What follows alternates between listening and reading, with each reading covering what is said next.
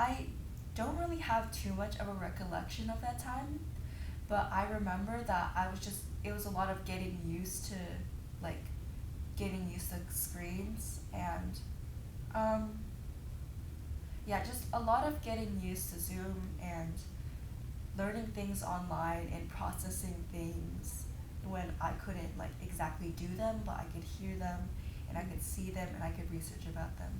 I had, like, I was, like, very short tempered.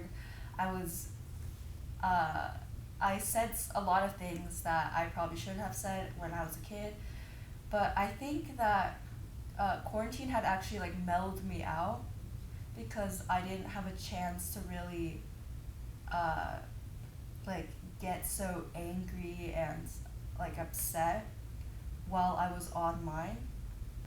My relationship with my parents actually got better because, when you're, like, in a tight knit group, you just, like, and you're isolated from everyone, you kind of have to, like, work through your issues. Work through your issues. Otherwise, it's just gonna, like, absolutely it's gonna be bad.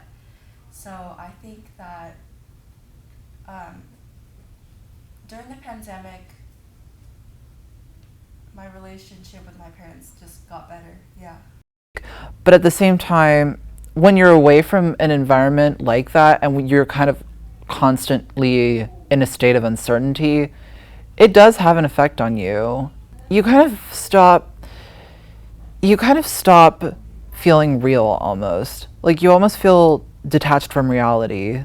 It's like that kind of it's like that kind of feeling that you get where you're like, "Oh my god, this can't be happening. This is unreal. This is as am I like dreaming?" Like it kind of feels like one big bad dream. So when you're in that environment where you constantly have like a distraction popping up or you're constantly like on a screen sitting down, not really like doing anything except having to like listen to these people talk and then also potentially maybe have an assignment or two, it is difficult.